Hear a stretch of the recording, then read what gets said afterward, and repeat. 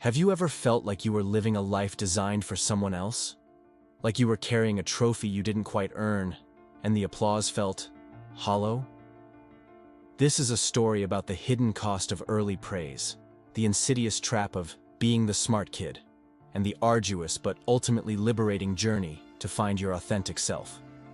It's a tale of isolation, fear, and the courage it takes to break free from the gilded cage of expectation. But more importantly, it's a story of hope, resilience, and the profound truth that true belonging comes not from being exceptional, but from being human. Welcome to Soulscapes, a digital sanctuary where we delve into the intricate terrain of the human psyche. Here, we explore the often unspoken battles fought within the chambers of the heart and mind, the silent struggles that shape our destinies, and the extraordinary power of the human spirit to heal and transform. Today, we embark on a journey into the life of a man named Adrian. A journey that mirrors the experiences of countless individuals who were once told they were destined for greatness, only to find themselves adrift in a sea of confusion and loneliness. Imagine a grand old house, its walls echoing with the whispers of generations past. Sunlight streams through the dusty windows, illuminating motes of dust dancing in the air like fleeting memories. The scent of old books and polished wood hangs heavy, a comforting yet suffocating embrace. This house, with its imposing presence and silent grandeur, is more than just a dwelling. It's a metaphor for the life Adrian inherited, a life built on intellect, achievement, and the crushing weight of expectation. From his earliest years, Adrian was different. While other children chased butterflies in sun-drenched meadows, Adrian devoured encyclopedias, his brow furrowed in concentration, his small hand tracing the lines of complex diagrams. The world outside faded into a blur as he navigated the intricate landscapes of mathematics, science, and history. He was a prodigy, a wunderkind, a beacon of intellectual brilliance in a world that often seemed too slow for his rapid mind. His parents, both academics, reveled in his precocious intellect. Their praise was a constant symphony, a chorus of, "You're so smart, Adrian. You'll go far, my boy," and "The world is waiting for your genius." These words, meant to nurture, became the bricks that built the walls of his self-perception. He was smart, and that was his defining characteristic, his sole purpose. The accolades followed him like a loyal shadow. Top of his class, winner of every science fair, a chess prodigy who could checkmate adults before his 10th birthday. Each achievement was another brick in the wall, solidifying his identity as the smart kid. He basked in the attention, the easy A's, the envious glances of his peers. Life was, as the saying goes, on easy mode. But beneath the surface of this seemingly idyllic existence, a subtle unease began to stir. The applause started to sound a little too loud, the praise a little too insistent. He noticed how his parents' eyes would gleam with pride, not just for him, but for the reflection of their own intellectual aspirations. He felt like an instrument, a vessel for their unfulfilled dreams. In the quiet hours, when the house settled into its nightly slumber and the echoes of praise faded, a gnawing question would creep into his mind. Who am I beyond being smart? The question hung in the air, unanswered, a ghost in the grand old house of his identity. He tried to push it away, burying it under piles of books and achievements. But the unease persisted, a low hum beneath the surface of his life. He began to notice a strange disconnect between himself and his peers. Their laughter seemed frivolous, their passions shallow. He retreated further into the world of intellect, finding solace in the cold, hard logic of numbers and equations. He observed them from a distance, these creatures called friends, engaging in strange rituals called games and parties. He couldn't decipher their unspoken language, their intricate web of social cues. He tried to mimic them, to force himself into their world, but it felt like wearing ill-fitting clothes, a clumsy performance in a play he didn't understand. The more he tried, the more isolated he felt. He was a solitary star in his own private galaxy, admired from afar but never truly touched. The grand old house of his intellect became his prison, its echoing halls amplifying the silence of his loneliness. And yet, he pressed on. Driven by the relentless engine of expectation, he continued to achieve, to excel, to fulfill the prophecy of his smartness. He earned a scholarship to a prestigious university, a place where he assumed he would finally find his tribe, his people. But the pattern persisted. The university, with its sprawling campus and bustling energy, felt like a vast, indifferent ocean. He was a lone ship, sailing through its currents, charting his own course, but never quite finding a harbor to dock. He excelled academically, of course, but the social landscape remained a bewildering maze. He saw the effortless camaraderie of his classmates, their easy laughter, their shared experiences. He longed to be part of it, to feel the warmth of genuine connection. But the walls he had built around himself seemed impenetrable. He tried to analyze his loneliness, to dissect it with the same sharp intellect he applied to complex problems.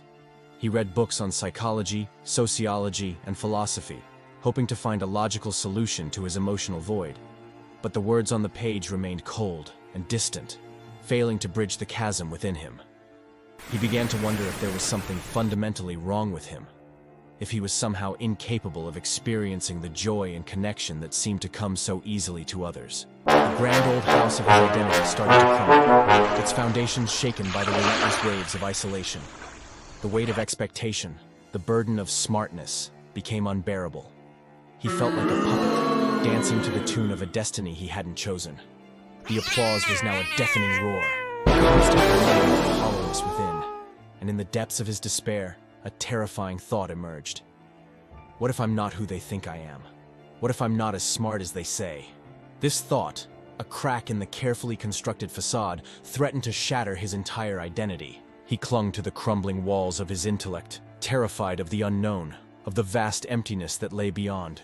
He was trapped, alone, and utterly lost in the echoing halls of his own mind. This is where our story truly begins, in the heart of Adrian's despair, in the silent scream of a soul yearning for connection. This is a story about breaking free from the prison of expectation and discovering the courage to be authentically human. This is a story that resonates with anyone who has ever felt like an outsider, a misfit, a prisoner of their own potential. And perhaps, just perhaps, this is the story you needed to read today. Adrian's childhood was a study in contrasts. The grand old house, with its towering bookshelves and hushed atmosphere, was his sanctuary and his cage. It was a place where knowledge was revered, where intellectual pursuits were celebrated, and where the outside world seemed distant and irrelevant. His parents, Dr. Eleanor Vance and Professor Charles Blackwood, were titans of academia. Eleanor, a renowned literary critic, possessed a sharp wit and an encyclopedic knowledge of classic literature. Charles, a celebrated physicist, was a man of quiet intensity, his mind constantly buzzing with equations and theories. They were brilliant, driven, and utterly devoted to their work. Adrian, their only child, inherited their intellectual gifts, but also their emotional detachment. They loved him, of course, but their love was often expressed through praise for his achievements, through the acquisition of more books, through the encouragement of intellectual pursuits. Physical affection and emotional vulnerability were rare commodities in the Blackwood household. Adrian's days followed a predictable rhythm. He would wake before dawn, drawn to the quiet solitude of the library. He would lose himself in the pages of ancient texts, his mind absorbing information like a sponge. Breakfast was a silent affair, filled with the rustling of newspapers and the clinking of silverware. School was a formality, a place where he excelled effortlessly, but where he felt increasingly alienated. His classmates, with their boisterous laughter and their seemingly trivial concerns, were a mystery to him. He tried to engage with them, to participate in their games and conversations, but his efforts often fell flat. He was too serious, too intense, too focused on intellectual pursuits to connect with their carefree spirit. He found solace in the company of books, in the intricate logic of mathematics, in the elegant beauty of scientific theories. These were his friends, his confidants, his escape from the confusing world of human interaction. He built his identity around his intellect, around his ability to understand and master complex concepts. His parents, delighted by his intellectual prowess, showered him with praise and encouragement. They enrolled him in advanced classes, provided him with private tutors, and nurtured his intellectual curiosity. They saw him as their legacy, their chance to leave an indelible mark on the world. But beneath the surface of this seemingly perfect existence, a subtle unease began to stir in Adrian's soul. He started to question the nature of his relationships, the purpose of his achievements, the meaning of his life. He felt like a character in a play, reciting lines written by someone else. He yearned for something more, something deeper, something real. He longed for the warmth of genuine connection, the comfort of shared experiences, the simple joy of being himself. But the walls he had built around himself, the walls of intellect and expectation, seemed impenetrable. He was trapped in the grand old house of his identity, its echoing halls amplifying the silence of his loneliness. He was a prisoner of his own potential, a victim of his own success. And the question that haunted him in the quiet hours grew louder, more insistent. Who am I beyond being smart? How many times have you felt like Adrian, trapped in a role, defined by expectations, longing for something more? The rupture, when it came, was not a sudden explosion, but a slow, insidious erosion. It began subtly, with a growing sense of dissatisfaction, a persistent feeling of being unfulfilled. Adrian, now a brilliant young physicist at a prestigious research institute, was achieving everything he had been groomed for. His work was groundbreaking, his colleagues admired him, his future seemed bright. But the applause no longer resonated. The accolades felt like empty shells. He had climbed the ladder of success, only to find himself standing on a lonely summit, the view obscured by a thick fog of emptiness. His personal life was a barren landscape. He had never learned the art of connection, the delicate dance of intimacy. His relationships were superficial, transactional, devoid of the emotional depth he craved. He was surrounded by people, yet utterly alone. The silence in his apartment was deafening, broken only by the hum of his computer and the ticking of the clock, a relentless reminder of the passing of time, of the life he was not living. He would spend hours staring at the screen, his mind racing with complex equations, yet unable to solve the simplest equation of his own happiness. He started to withdraw further, isolating himself from his colleagues, his friends, his family. He canceled social engagements, avoided phone calls, and buried himself in his work, hoping to find solace in the familiar world of logic and reason. But the logic failed him. The equations mocked him. The universe, once a source of wonder and inspiration, now seemed vast and indifferent, a cosmic mirror reflecting the emptiness within him. His health began to deteriorate. He suffered from insomnia, his mind a relentless whirlwind of thoughts and anxieties.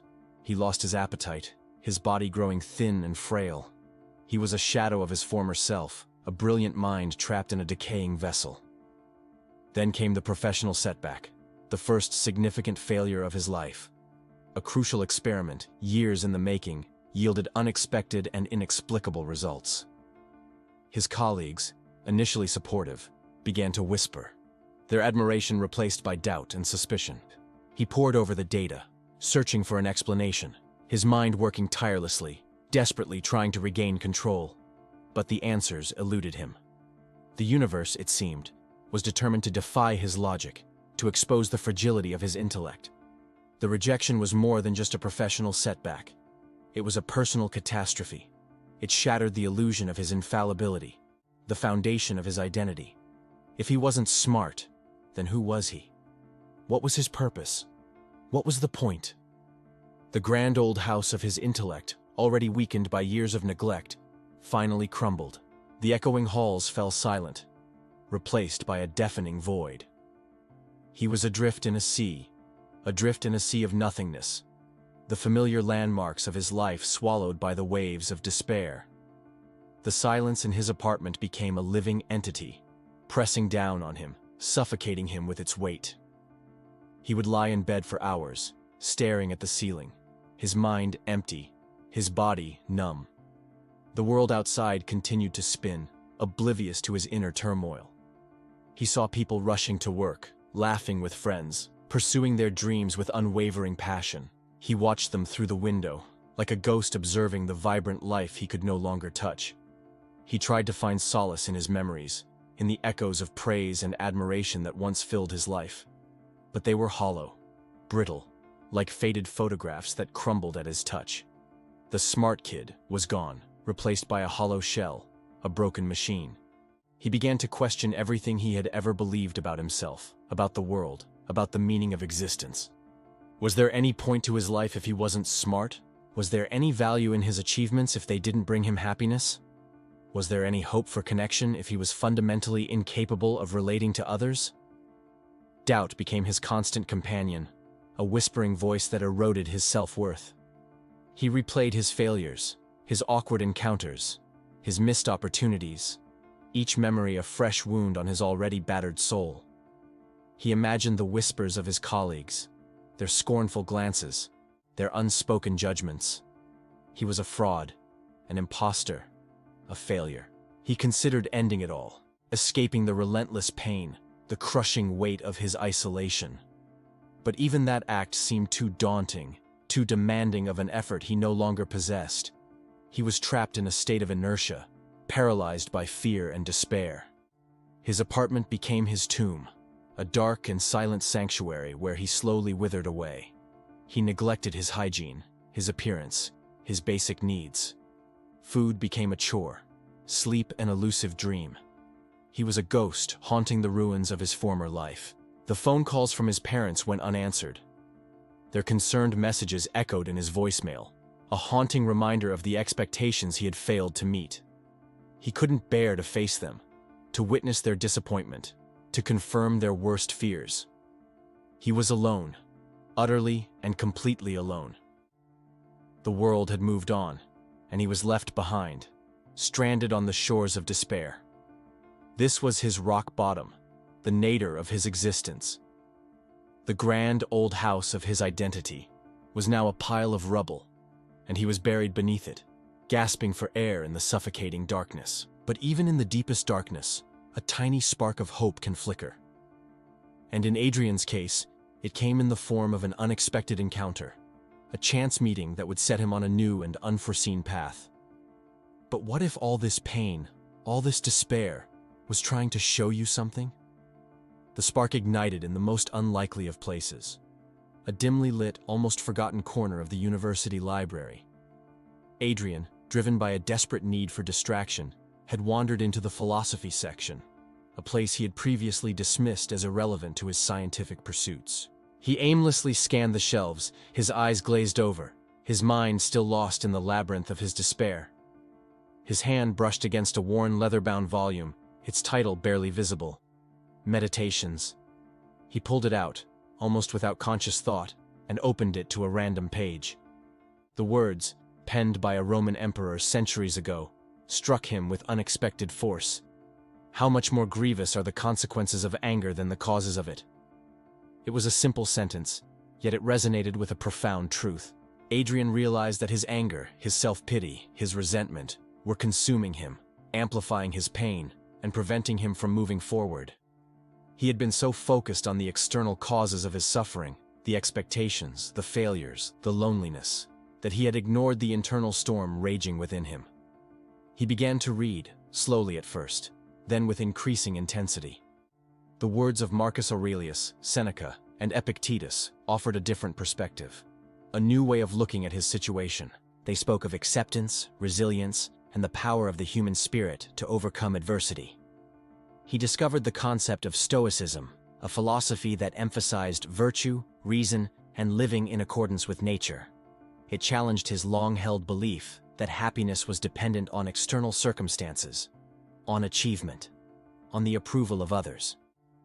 It suggested that true happiness came from within, from cultivating inner peace and wisdom. He started to experiment with the principles he was learning. He practiced mindfulness, focusing on the present moment, observing his thoughts and emotions without judgment. He challenged his negative self-talk, questioning the validity of his doubts and fears. He began to take long walks in nature, finding solace in the beauty and tranquility of the natural world. It was a slow and arduous process, a gradual chipping away at the walls he had built around himself. There were setbacks, moments of intense despair, relapses into old patterns of thinking and behavior. But each time, he picked himself up, dusted himself off, and continued on his journey.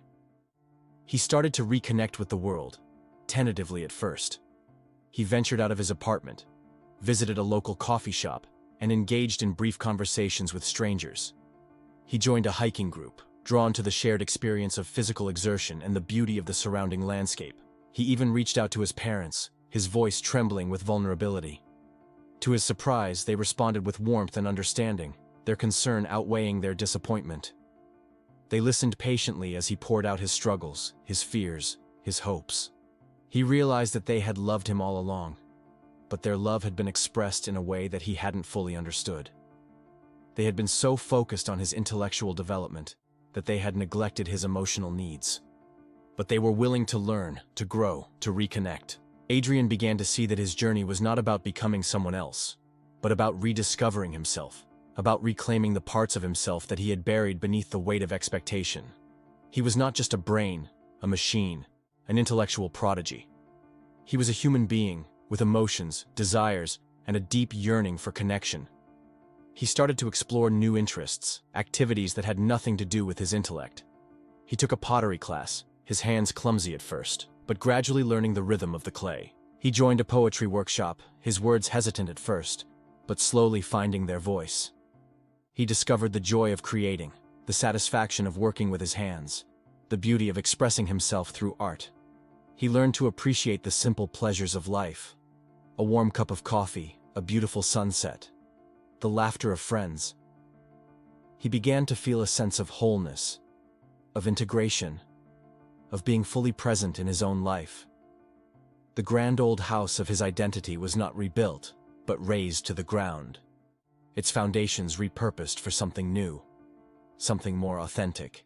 He was no longer defined by his intellect, but by his courage, his resilience, his capacity for growth and connection. He was Adrian, a human being on a journey of self-discovery, and that was enough. Perhaps you haven't found your turning point yet, or perhaps it's closer than you think. The journey of rebuilding was not a linear ascent, but a winding path filled with unexpected turns, steep climbs, and occasional stumbles. Adrian experienced moments of intense clarity and profound connection, followed by periods of doubt and self-sabotage. He learned that growth is not about perfection, but about progress, about taking small steps forward even when you feel like you're moving backward. One of his biggest challenges was confronting the fear of failure. The old identity, the smart kid, was terrified of being wrong, of looking foolish, of not knowing the answer. The new Adrian had to learn to embrace discomfort, to step outside his comfort zone, to try things without the guarantee of success. He started volunteering at a local community center, helping underprivileged children with their homework. It was a humbling experience. He was no longer the all-knowing expert, but a patient guide, a supportive presence. He learned to listen, to empathize, to connect with people from different backgrounds and experiences. He joined a therapy group, where he shared his struggles with others who were also grappling with loneliness, anxiety, and low self-esteem. He discovered the power of vulnerability, the healing that comes from being seen and accepted for who you are, flaws and all. He started to develop genuine friendships, based not on intellectual competition, but on shared interests, mutual support, and authentic connection. He learned to laugh, to cry, to be present with others, without the need to analyze, to calculate, to perform. He even began to explore the possibility of romantic relationships, a daunting prospect for someone who had spent his life avoiding emotional intimacy. He experienced the awkwardness of first dates, the vulnerability of opening his heart, the joy of discovering a shared connection. There were setbacks, of course, moments when the old patterns resurfaced, when the fear of failure threatened to paralyze him, when the loneliness felt overwhelming. He would retreat into his apartment, isolate himself, and question whether he was truly capable of change. But each time, he remembered the lessons he had learned, the tools he had acquired, the support he had received. He would reach out to a friend, call his therapist, or simply remind himself of the progress he had made. He learned the importance of self-compassion, of treating himself with the same kindness and understanding he would offer to a friend in need. He stopped beating himself up for his mistakes, for his imperfections, for his moments of weakness. He accepted that he was human, and that being human meant being flawed, vulnerable, and capable of both joy and sorrow. He continued his exploration of Stoicism, delving deeper into its principles and integrating them into his daily life. He practiced gratitude, focusing on the positive aspects of his life, no matter how small. He cultivated acceptance, learning to embrace the things he could not change. He focused on virtue, striving to live with integrity, courage, and compassion. He rediscovered his passion for physics, but with a new perspective. He no longer saw it as a means to achieve recognition or validate his intelligence, but as a way to understand the universe, to explore the mysteries of existence, to contribute to the collective knowledge of humanity. He started to mentor young scientists, sharing not only his expertise, but also his experiences, his struggles, his hard-won wisdom. He became a role model, not of intellectual brilliance, but of resilience, authenticity, and the transformative power of self-discovery. He learned to balance his intellectual pursuits with his emotional needs, his professional ambitions with his personal relationships. He discovered that true success is not about external achievement, but about inner fulfillment, about living a life that is meaningful, purposeful, and connected. The grand old house of his identity was not rebuilt in its original form, but transformed into something new, something vibrant, something alive. It was no longer a prison, but a sanctuary, a place where he could be himself, where he could grow, where he could connect with others. His journey was a testament to the human capacity for change, for healing, for transformation. It was a story of courage, resilience, and the enduring power of the human spirit to overcome adversity and find its way home. If this part of Adrian's story resonates with you, share it with someone who needs to hear it. The transformation Adrian underwent was profound and far-reaching. It wasn't just a change in his mindset or behavior. It was a fundamental shift in his being. He shed the old skin of the smart kid and emerged as a man of depth, compassion, and purpose. His professional life flourished, not because he was chasing accolades, but because he was driven by a genuine passion for his work. He collaborated with colleagues, sharing his knowledge and expertise, fostering a spirit of teamwork and mutual respect. He became a mentor, guiding young scientists not only in their research, but also in their personal growth. His personal life blossomed.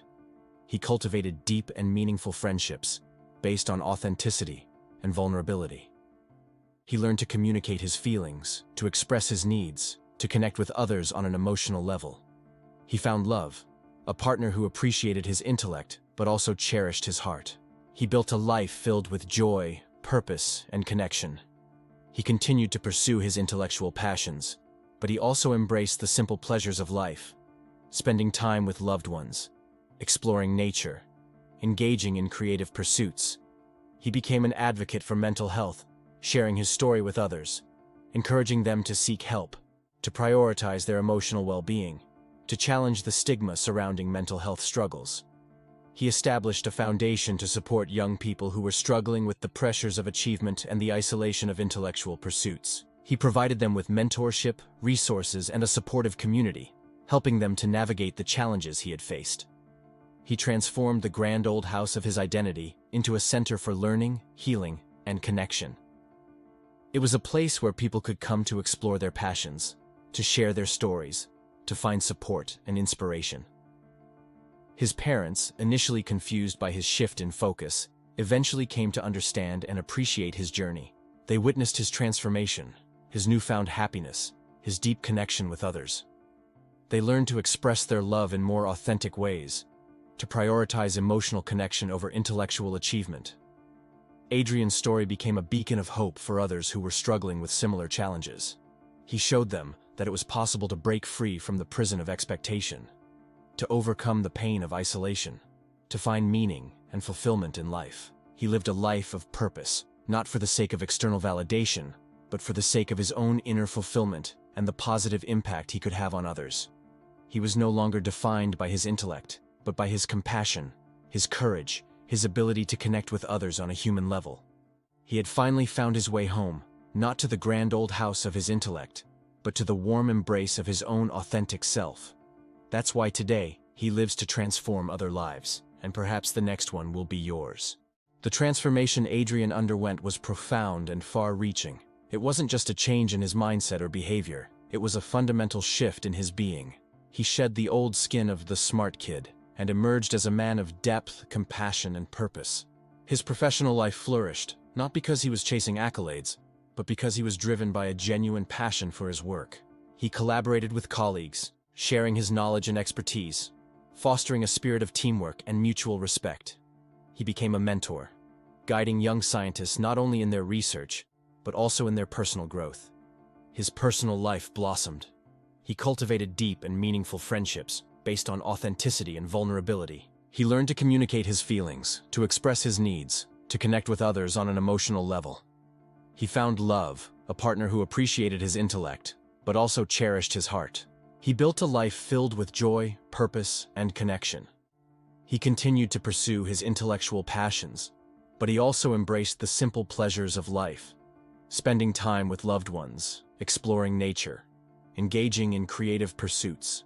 He became an advocate for mental health, sharing his story with others, encouraging them to seek help, to prioritize their emotional well-being, to challenge the stigma surrounding mental health struggles.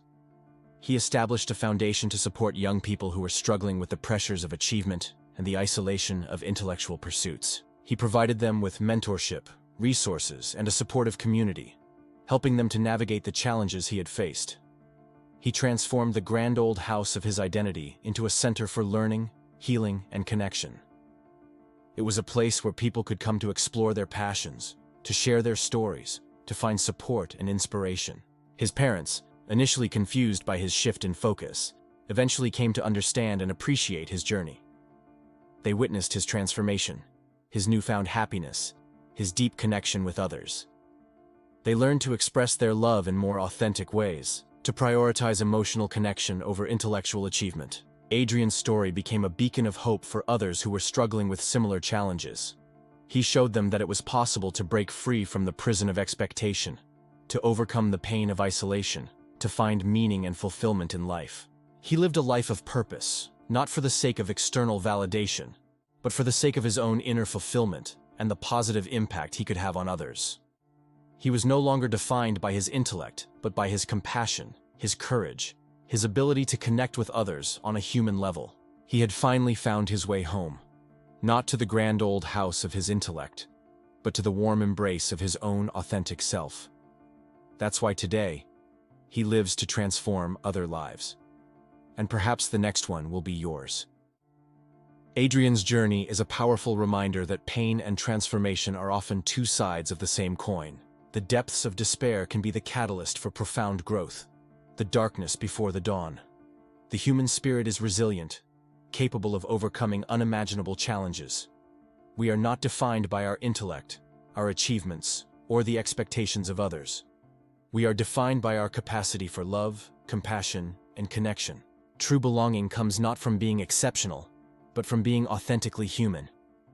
It comes from embracing our vulnerability, sharing our stories, and connecting with others on a soul level. The journey of self-discovery is not easy, but it is worth it. It is a journey of reclaiming our authentic selves, of finding our purpose, of living a life that is meaningful, fulfilling, and connected. If Adrian's story has touched you, if you have recognized yourself in his struggles or his triumphs, then take the next step. Follow our page, subscribe to our channel, join our community. Allow us to guide you, to support you, to inspire you on your own journey of transformation. The next story to be written can be yours.